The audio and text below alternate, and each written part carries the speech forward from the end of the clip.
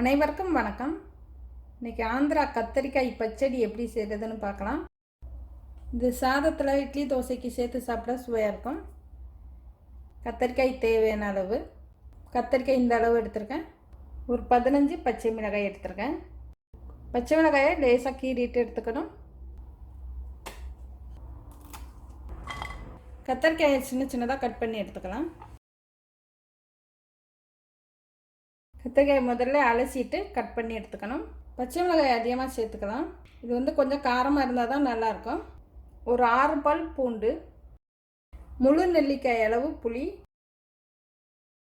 1 teaspoon சீரகம், கடுகு உளுந்து, கருவேப்பிலை கொஞ்சம், தேவையான அளவு நல்லெண்ணெய். இந்த பச்சடிக்கு நல்லெண்ணெய் சேர்த்தா தான் நல்லாயிருக்கும். முதல்ல பச்சை மிளகாயை வதக்கி எடுத்துக்கலாம்.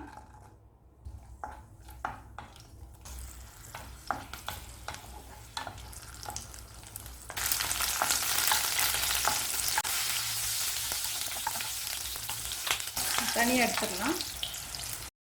சீரகம், பூண்டுப்பல்,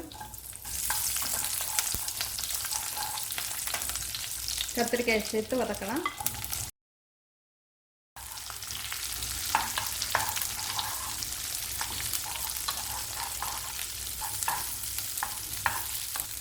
கொஞ்சம் எண்ணெய் அதிகமாகவே சேர்த்து வதக்கிக்கோங்க. அப்போ தான் அந்த கத்திரிக்காய் காரத்தன்மை இல்லாமல் இருக்கும். நல்லா பச்சை வாசனை போக வதக்கணும். எவ்வளோ காரம் சேர்க்குறோமோ அதுக்கு தகுந்த மாதிரி புளி சேர்த்துக்கணும்.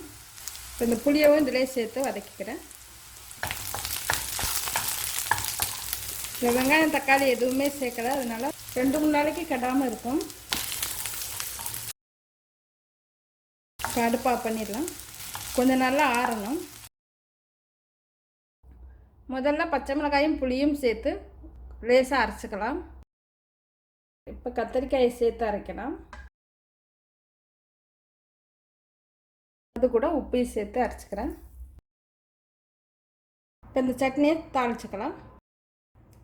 தேவையான அளவு நல்லெண்ணெய். ரொம்ப அதிகப்படியான காரம் இருந்ததுன்னா கொஞ்சமாக வெல்லத்தை நச்சு சேர்த்து அரைச்சிங்கன்னா சுவை நல்லாயிருக்கும்.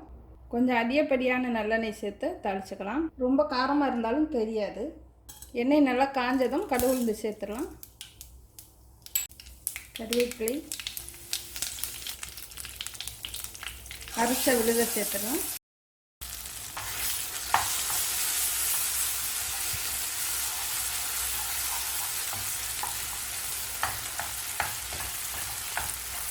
எண்ணெயெல்லாம் சேர்ற அளவு பெரட்டி விட்டால் போதும்.